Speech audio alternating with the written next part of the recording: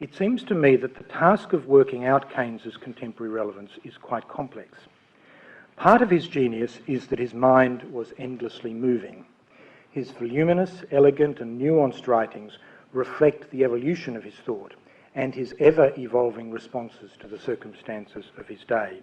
It's not only that he was a classical economist before he became a Keynesian, and that this evolution took many years. He did not regard the general theory as a final statement, and might well have produced yet another work of economic theory had he not been struck down by ill health and then consumed by the war effort. He made innumerable economic policy proposals, in many cases continually evolving to meet changing circumstances. This was evident in his role in the planning during World War II for post-war international economic institutions, as it was during the Depression, or in seeking the moderation of reparations demands against Germany from late in World War I until the end of reparations in the early 1930s. We can be confident that had Keynes miraculously lived on until the present day, he would have turned 125 last year. His economic theory and policy proposals would have evolved considerably from where they were the day he died at the age of 62 in April 1946. Shakespeare tells us that the devil can cite scripture for his purpose. As various misquotations and uncontextualised quotes from Keynes reflect, the devil can also cite Keynes for his purpose. The word Keynesian is itself problematic.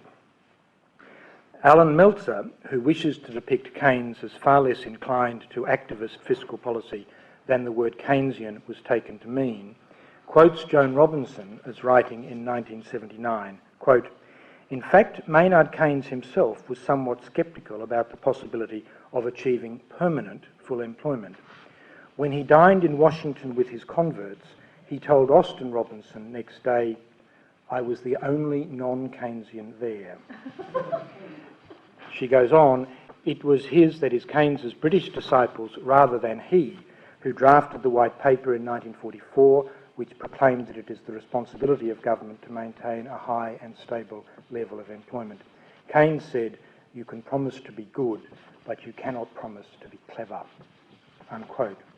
I would say that Keynes was more concerned about the risks of inflation, less favourable to sustained deficit financing, less focused on fiscal policy and more on monetary policy, more interested in keeping interest rates low, and more favourable to the use of free markets to allocate resources than was generally implied by the word Keynesian as it came to be used by the 1960s and 1970s.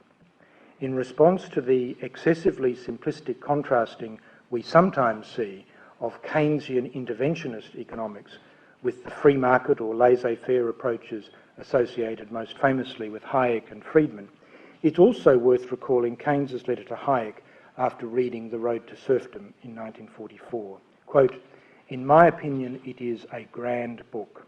We all have the greatest reason to be grateful to you for saying so well what needs so much to be said." Unquote. Another of the problems of identifying the current relevance of Keynes is that we cannot be confident we fully understand the nature and causes of the present crisis, including how long and deep it is likely to be. Though, as mentioned, forecasts in the last 24 hours are pessimistic and encourage a greater focus on fiscal and monetary stimulus.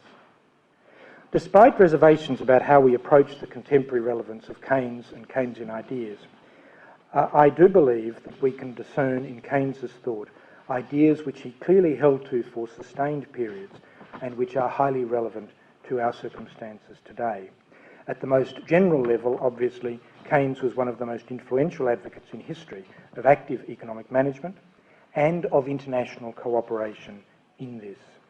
While the voices, including those of Barack Obama and Gordon Brown, have been loud and many for an active and coordinated international response to the current crisis, it's also been striking not only how many critics there have been of major fiscal stimulus, but also how many commentators advocating Keynesian policies have argued for this essentially in the context of a single country only, neglecting the need for international cooperation.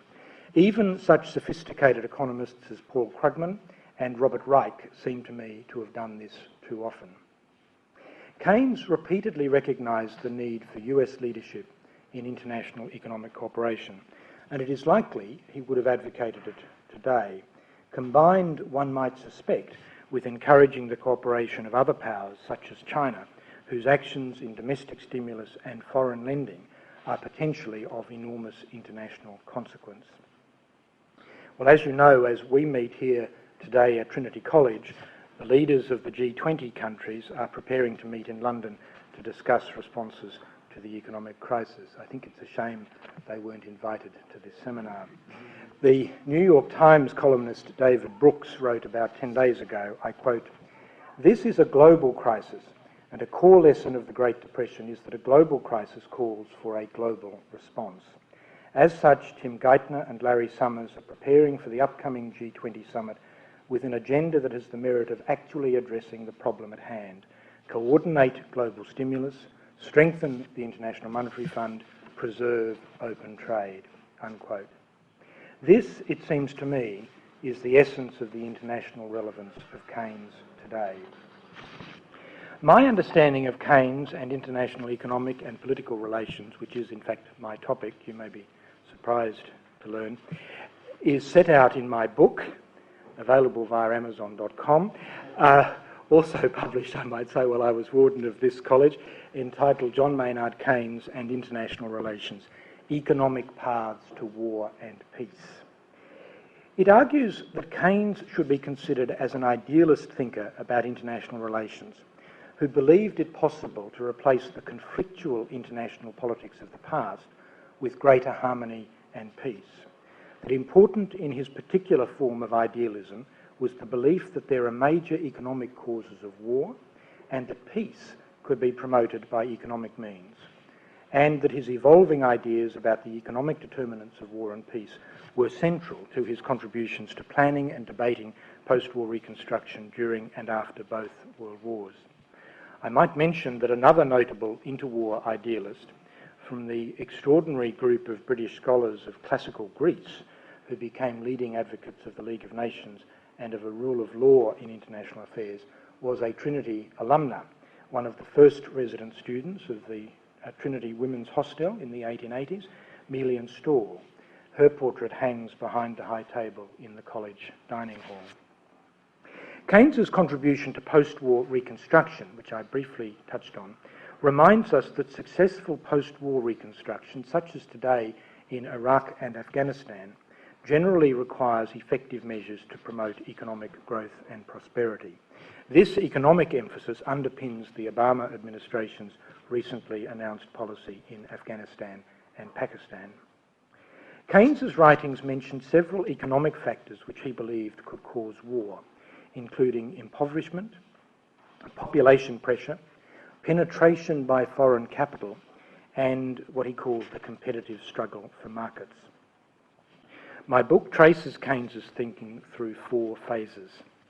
First, as a classical liberal, brought up in the late 19th century with the classical liberal notion that free trade promotes peace, something he believed through to the very early 1930s. Second, however, by 1919, he had concluded that internationally agreed state action was necessary to reconstruct and manage the international economy so that economic interdependence could work. This early liberal institutionalism was evident in Keynes's approach at and after the Paris Peace Conference, including in the economic consequences of the peace and subsequent proposals for the restoration of the European economy after the devastation of war and the further damage of the 1919 settlement. Keynes's approach then foreshadowed both his search for a middle way between laissez-faire and Marxian socialism and what I call his mature liberal institutionalism of 1936 to 46.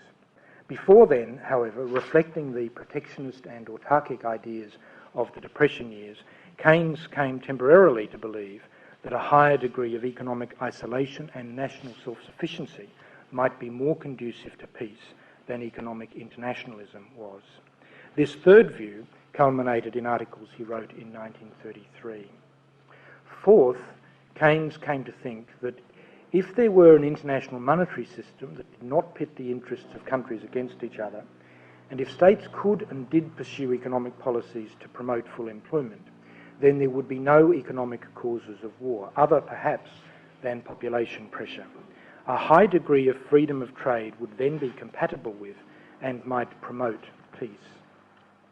This mature liberal institutionalism, as I call it, found expression in the general theory and underlay Keynes's attempt during the Second World War to build a suitable international monetary system and to promote the pursuit of Keynesian policies internationally. As already suggested, it seems to me that the three key ideas that emerge from Keynes that are most relevant to international issues today are, first, the importance of international coordination of fiscal and monetary stimulus. Secondly, the importance of global economic governance in the form of strong and effective international economic institutions such as the IMF and World Bank. And thirdly, the importance of resisting economic nationalism and protectionism and of maintaining an open international economy. Each of these propositions requires elaboration that, you'll be pleased to know, time does not permit. And again, I do not pretend to know what Keynes himself would have thought in the circumstances of today. For example, I am not confident to assert, though perhaps others are, that Keynes would have seen stimulating demand as more important than restoring bank lending through the quarantining of toxic assets, or as more important than improved financial regulation, domestic and international. Nor can we be confident how much or what kind of stimulus Keynes would think the present recession requires, or whether, though I think this unlikely, like some European leaders such as Angela Merkel, he might even think there has been enough for now. Nor can we be confident what he would have said of proposed or actual bailouts of banks, other financial institutions and other companies, such as car companies. I suspect Keynes would have been sympathetic to the proposal of World Bank President Robert Zoellick that a percentage of developed government fiscal stimulus be devoted to international development, and sympathetic also to the expansion of IMF resources widely expected to be discussed and agreed at the G20 in London. Keynes had a profound sense of the shifting of economic and political power, so I imagine he would have favoured reform of international institutions such as the IMF to reflect the rise of China and other powers. But the exact reforms he would favour, it is not possible to say. Likewise, we can't know what he would have said of proposals most recently renewed by the Chinese government for an international reserve currency other than the US dollar, though this proposal is reminiscent of Keynes's own repeated proposals for an international currency such as Bancor. Some people hope, and others fear, that the current crisis means the end of modern capitalism and of globalisation. It is unlikely Keynes would have wished this, though he would no doubt have wished to reform modern capitalism and to make globalisation work better.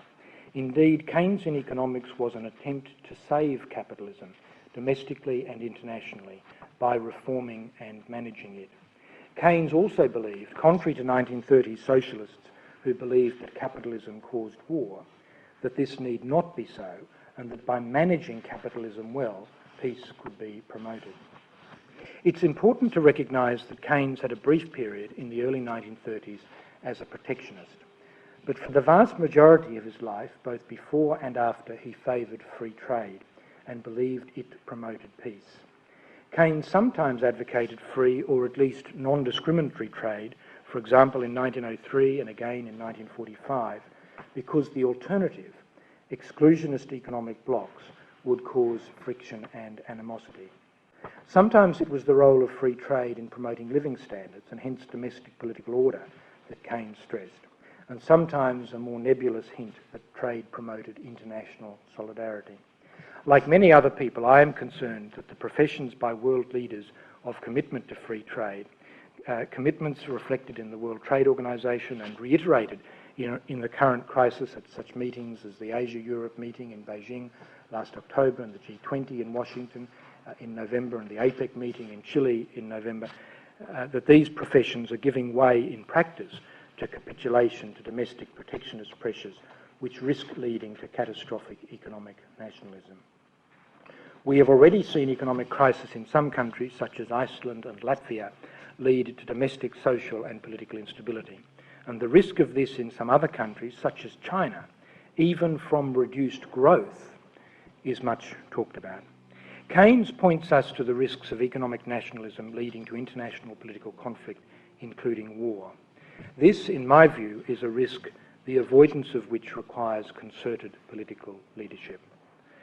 Related potential economic causes of international conflict have been referred to in recent months. For example, last November, the US National Intelligence Council, in a report on global trends towards 2025, raised the prospect of international conflict over energy security. In January this year, Hillary Clinton said, and I quote, "Climate change is an unambiguous security threat. At the extreme, it threatens our very existence. But well before that point, it could very well incite new wars of an old kind over basic resources like food, water, and arable land. The world," she said, "is in need of an urgent, coordinated response to climate change, and as Barack Obama has said, America must be a leader in developing and implementing it," unquote. It is in this spirit, I think, that President Obama has recently arranged meetings for the major economies on energy security and climate change. Efforts to combine economic stimulus with measures against climate change have given rise to the notion of a so-called Green New Deal.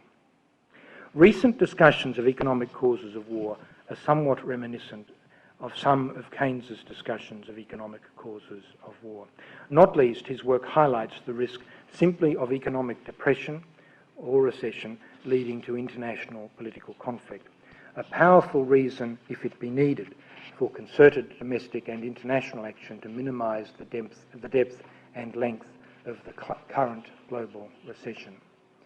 If this seems apocalyptic, perhaps it is as well to remember that recalling Keynes means to recall also a world in which the great benign globalisation and growing interdependence of the late 19th and early 20th centuries gave way to two world wars interspersed with a great global depression.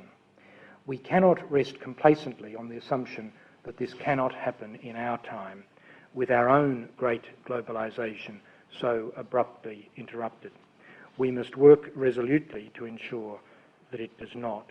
It is my hope that the leaders now assembling in London will carry with them enough of the spirit of Keynes to take enough of the measures of international economic cooperation that are needed, and that this spirit is sustained through the many challenges of the long haul ahead.